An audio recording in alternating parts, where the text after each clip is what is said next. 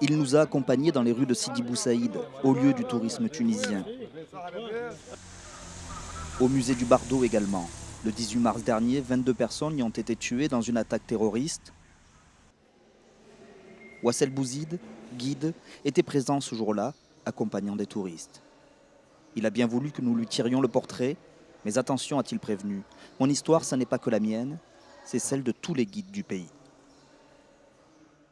هونك يا بلحس خويا الغالي صافا صاليك صحة لاباس Ça va. أحسن Ça va, Vassel?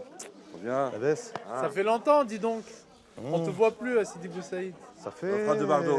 fait un mois Depuis depuis ce qui s'est l'attentat passé. voilà. Depuis l'attentat Il nous manque déjà. Hein. j'allais sortir du musée vers Sidi Bou Saïd tout droit Oui, je sais.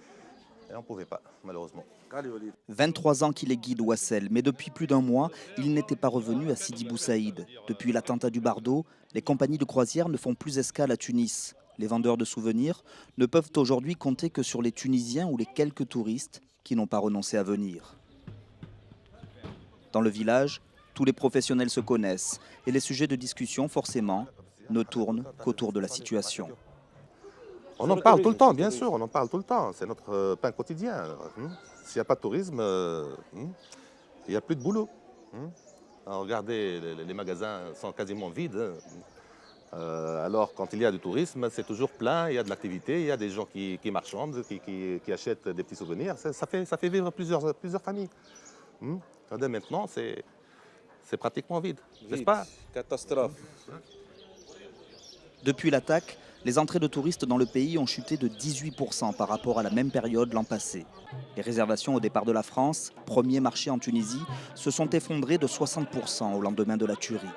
Wassel avait l'habitude d'accueillir les croisiéristes au port. Toutes les escales en Tunisie ont été suspendues. Aujourd'hui, il prend son mal en patience. On est alors juste en face de la baie de Tunis.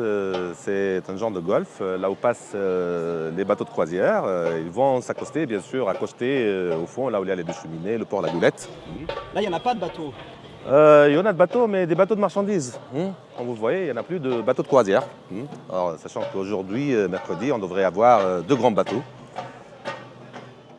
Avant le drame, son lieu de travail, c'était dans ce décor paradisiaque.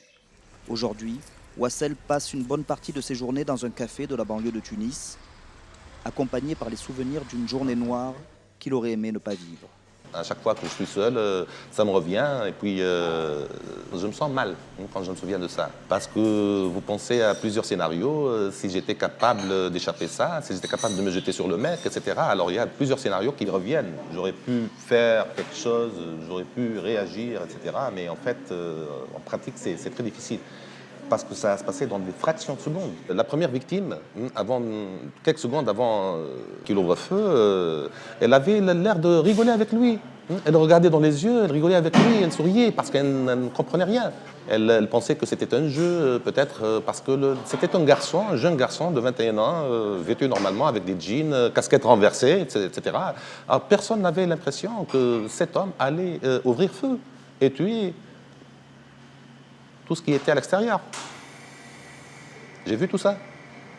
J'ai toujours ce sentiment de terreur, de peur. Je deviens très nerveux.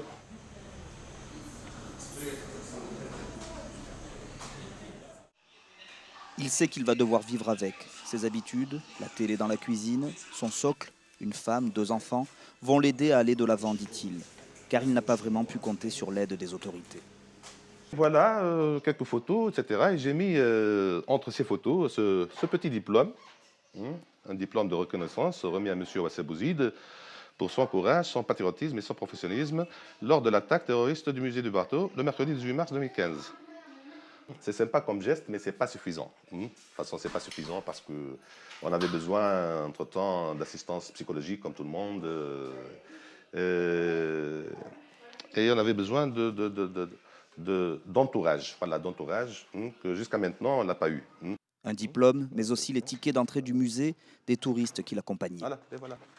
Alors, j'avais 40 personnes, ce sont pratiquement 40 tickets d'entrée que j'allais donner après la visite pour les clients. Voilà, bienvenue au musée de Bardo, 18 mars 2015 à 11h02. C'était lors de la visite. Bon, pour ma femme, c'est un peu dur.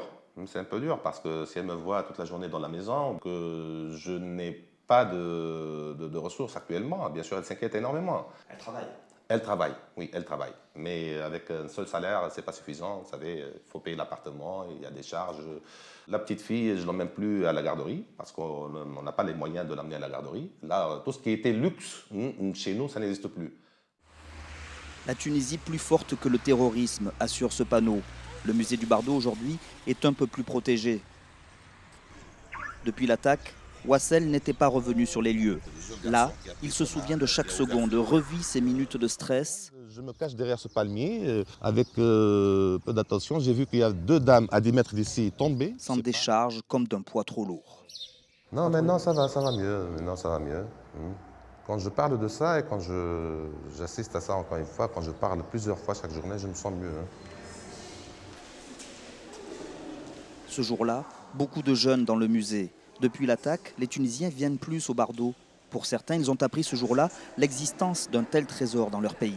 Des mosaïques romaines, des statues, plusieurs époques représentées et des vestiges également de ce 18 mars. L'impact des balles des terroristes ou des policiers sur les vitrines ou les murs que certains immortalisent. Ce musée, pour Wassel, la culture, c'est une solution contre l'obscurantisme. Le fait que les Tunisiens mettent en valeur leur propre patrimoine, ça peut aider d'avoir un grand sens de citoyenneté et d'aimer plus ce pays. Alors si on aime plus son pays, on ne va pas finir dans la montagne avec une arme. Parce que ces gens-là qui ont fait cet attentat, ils n'aimaient pas la Tunisie. Ils ne connaissaient pas certainement qu'il y avait une richesse dans ce pays.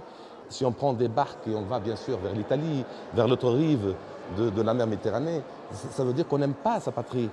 Il faut travailler ici, il faut bosser ici, il faut aimer la Tunisie, il faut avoir un grand sens de citoyenneté pour pouvoir avancer. Il faut être conscient que la Tunisie n'a pas assez de moyens. La Tunisie n'a pas un bâton magique pour changer tout d'un clin d'œil. Il faut avoir de la patience, il faut travailler, il faut aimer sa patrie. L'amour pour son pays, Wassel l'a eu à la sortie du musée ce jour-là. Des collégiens en visite ont fait spontanément des chœurs devant la stèle en hommage aux personnes tuées. Une note d'espoir, dit Wassel, que de voir ses enfants au musée du Bardo. Lui sait qu'il y reviendra, ainsi qu'à Sidi Bou Saïd. Wassel vient de l'apprendre.